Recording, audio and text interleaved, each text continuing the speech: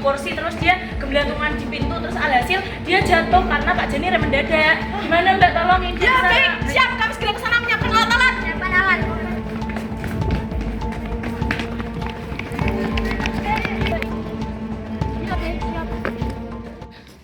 Karena telah mengetahui kronologis kejadian, maka penolong 1 dan 2 akan melakukan penilaian keadaan yang berupa cek keselamatan, memanggil ambulans, dan perkenalan.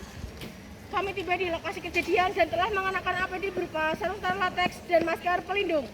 Cek keselamatan penolong sudah aman, keselamatan lingkungan sudah aman, keselamatan korban sudah aman. Tidak terdapat massa dan terdapat saksi. Saya meminta bantuan saksi untuk menjadi saksi mata saat saya menolong korban. Dan saya meminta rekan saya untuk memanggilkan ambulans 112. Ambulans 112 harap segera kembali terjadi kecelakaan. Perkenalkan, nama saya Clara dan rekan saya Diva. Kami dari Pangkalan Perwira Mar 1 Kota Semarang. Kami izin untuk menolong korban. Kronologis kejadian sudah diceritakan oleh saksi di awal. Yang kedua, penilaian dini yang berupa ASNT, cek KTL, TDAD, dan cek tanda vital. Saya cek respon korban dengan cara ASNT. Awas, korban tidak awas. Suara, mas tidak ada respon, nyeri. Tekan ulu hati, gerakan bahu, tepuk bahu. Korban tidak merespon. Karena tidak ada respon, saya meminta bantuan rekan saya untuk memanggilkan ambulans sekali lagi. Ambulans 112 harap segera kemari. Saya cek KTL kepala dan tulang leher, tidak terlihat kelainan pada kepala dan tulang leher. Tidak terlihat pendarahan besar. Saya buka jalan nafas dengan cara TDAD, tekan DI dan angkat dagu. Saya nilai nafas dengan cara LDR, lihat naik dada dan perut, dengarkan suara nafas, rasakan hembusan nafas. Saya cek tanda vital korban, saya buka sebagian saluran latex saya. Suhu korban 38 derajat, kelembapannya lembab, frekuensi kualitas regulasi nafas 10 kali per menit, frekuensi kualitas regulasi nadi 50 kali per menit, WPK. Saya kembalikan saluran latex saya seperti semula. Penilaian fisik yang penolong 1 dan 2 akan memeriksa seluruh fisik korban dari ujung kepala hingga ujung kaki.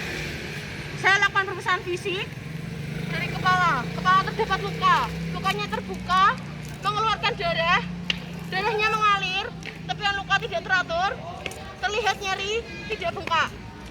Luas kedalaman luka sebesar 0,2 cm dan luasnya 2 cm. Saya curigai korban mengalami luka robek pada bagian kepala belakang. Kesan umum trauma, saya meminta bantuan rekan saya untuk memberikan penanganan luka robek pada kepala korban. Siap, saya tangani. Saya izin berpindah tempat. Sebelum rekan saya memberikan penanganan, saya periksa terlebih dahulu kepala korban. Dahi tidak terdapat luka, alis tidak terdapat luka, pelipis tidak terdapat luka, mata tidak terdapat luka. Saya minta rekan saya untuk membantu saya mengangkatkan kepala korban. Saya tekan luka, darah sudah tidak mengalir. Saya bersihkan tepian luka menggunakan Rivanol.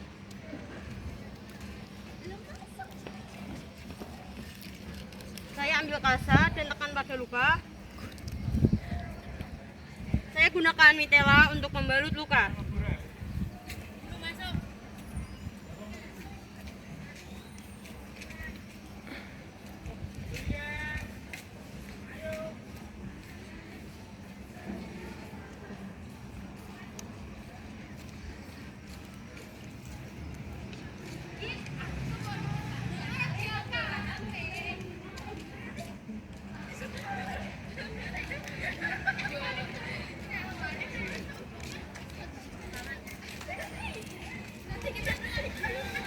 Saya lanjutkan kembali pemeriksaan fisik. Saya izin berpindah tempat. Saya menggunakan senter memeriksa, saya simulasikan senternya. Mata tidak berkontraksi dengan cahaya, rahang atas tidak ada luka, rahang bawah tidak ada luka, pipi tidak terdapat luka, hidung tidak terdapat luka, mulut tidak ada luka, leher tidak ada luka, dagu tidak ada luka, rahang bawah tidak ada luka. Saya memeriksa telinga tidak melakukan cairan, telinga tidak terdapat luka, leher tidak terdapat luka. Saya meninggikan kepala korban ke arah penolong dengan tetap mempertahankan jalan nafas. Saya tidak periksa baju korban, maka saya akan gunakan sistem rabaan. Terus langkah belakang tidak ada luka, dada rusuk tidak ada luka, perut badan 1, 2, 3, 4 tidak ada luka, lengan atas dapat luka pada bagian tangan kanan. Saya ekspos baju korban pada bagian yang mengalami luka. Saya simulasikan untuk menggunting pakaian korban. Misalkan GSS gerak, tangan bisa digerakkan tapi sulit. Sensasi sirkulasi. Saya cek PLB terjadi perubahan bentuk, lukanya tertutup, tidak mengeluarkan darah, terdengar bunyi berderik pada lengan korban, terlihat bengkak dan juga terlihat nyeri. Saya curigai korban mengalami patah tulang tertutup pada bagian lengan atas. Kesan umum trauma, saya meminta bantuan rekan saya untuk memberikan penanganan patah tulang pada lengan korban. Siap, saya tangani. Saya minta rekan saya untuk membantu saya penanganan. Saya izin untuk berpindah posisi. Saya masukkan mitela melalui sela-sela alami tubuh korban. Sebelum rekan saya memberikan penanganan, saya periksa terlebih dahulu bagian tubuh lainnya. Siku tidak dapat luka, lengan bawah tidak dapat luka, pergelangan tangan tidak ada luka, punggung tangan, telapak tangan tidak ada luka, jari kelingking manis tengah ibu jari tidak ada luka, WPK. Saya stabilkan bagian tangan korban.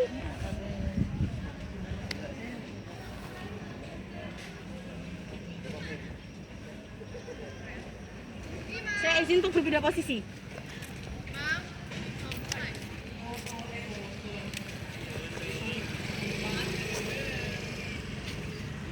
Saya ukur bidai dengan bagian tangan yang tidak terluka.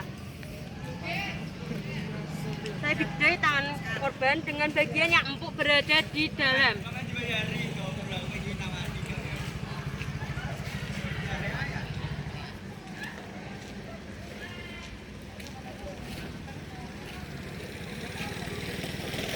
Saya ikat tidak terlalu kencang dan tidak terlalu longgar.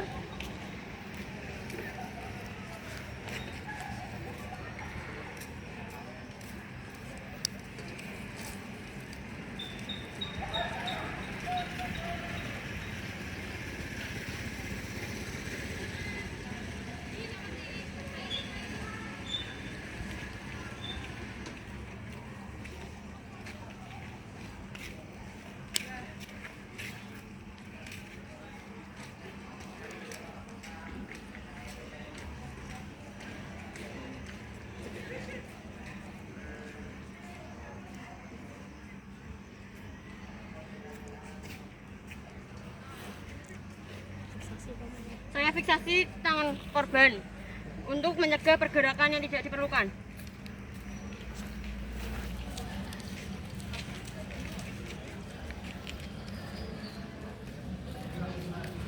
Saya lakukan GSS pada tangan korban yang sudah ditangani. Gerak, tangan bisa digerakkan.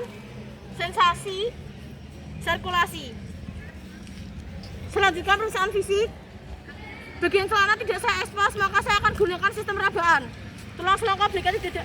Pinggang panggul, mohon maaf, pinggang panggul tidak ada luka. Daerah kelamin tidak ada luka, tungkai atas tidak ada luka. Lutut tidak ada luka. Tungkai bawah terdapat luka pada kaki kiri. Saya izin untuk berpindah posisi.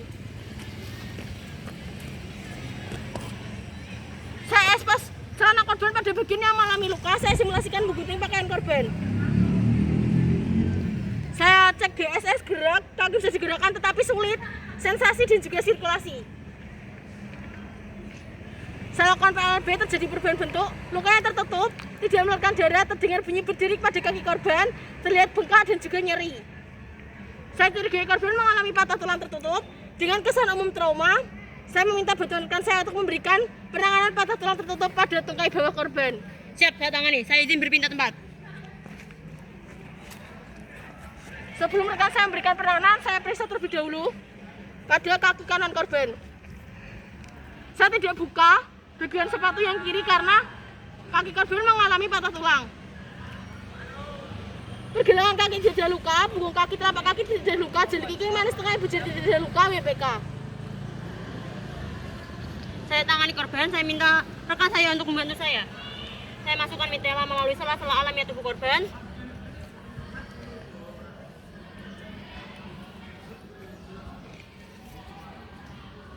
Saya ukur bidai pada bagian kaki yang tidak terluka. Saya bidai kaki korban yang terluka dengan bagian yang empuk berada di dalam.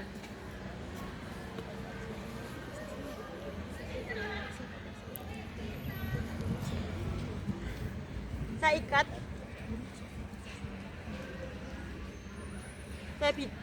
Saya ikat tidak terlalu kencang dan tidak terlalu longgar.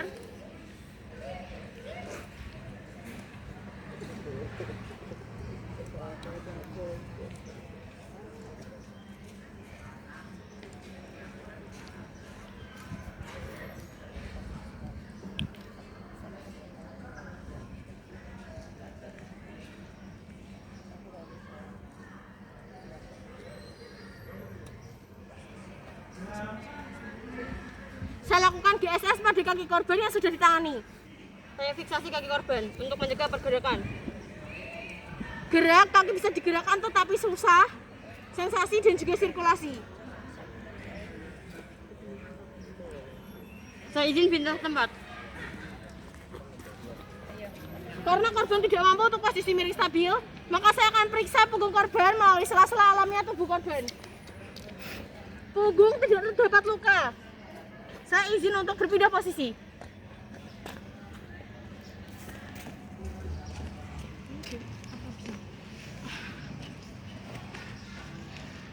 Di awal, saya mencurigai korban mengalami shock akibat suhu korban yang tinggi, nafasnya yang lambat, dan juga nadinya yang lambat. Maka saya akan berikan penanganan shock pada korban yang tidak sadarkan diri. Saya akan longgarkan pakaian korban dan melepaskan aksesoris korban. Saya tidak tinggikan kaki korban setinggi jantung karena terdapat cedera patah tulang pada kaki korban. Dan saya selimuti korban. Yang selanjutnya, pembuatan riwayat penderita yang terdiri dari kartu luka, kompak, dan anatomi faal. Sebelum saya membuat kartu luka, saya akan memeriksa terlebih dahulu tanda vital korban. Saya buka selimut korban dan saya buka sebagian saluran teks saya. Suhu korban normal 37 derajat. Kelembapannya lembab, frekuensi kualitas regulasi nafas 10 kali per menit, 12 kali per menit, frekuensi kualitas regulasi nadi 60 kali per menit. WPK, saya kembalikan saluran teks saya seperti semula. Dan saya kembali selimuti korban. Saya buka selimut korban, saya lakukan pemeriksaan lanjut. Saya cek ABC berkala selama 3-5 menit sekali karena korban tidak sadarkan diri. Saya periksa badan, kaki, kepala tidak terdapat luka lain, ikatan tidak terlalu kencang, ikatan tidak terlalu longgar. Saya selimuti korban.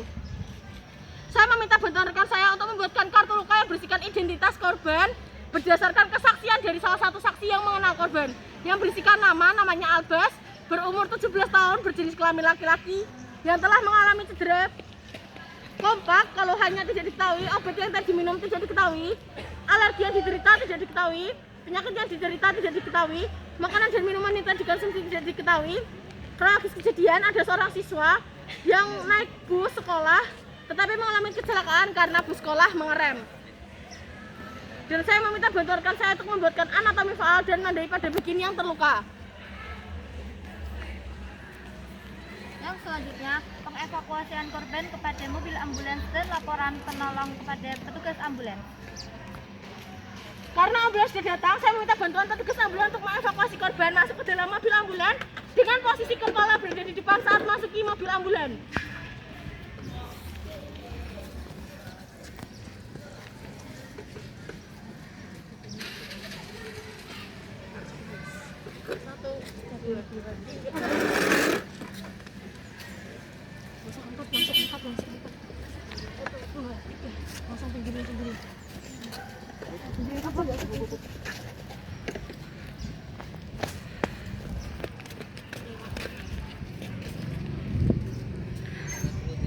Lapor, Mas, kami telah menemukan korban yang bernama Albas, berumur 17 tahun, yang telah mengalami cedera pada bagian kepala, lengan atas, serta kaki, yaitu patah tulang, luka robek, dan juga korbannya pingsan. Dan kami telah menangani dengan ilmu pertolongan pertama yang kami miliki. Laporan selesai, lepas APD.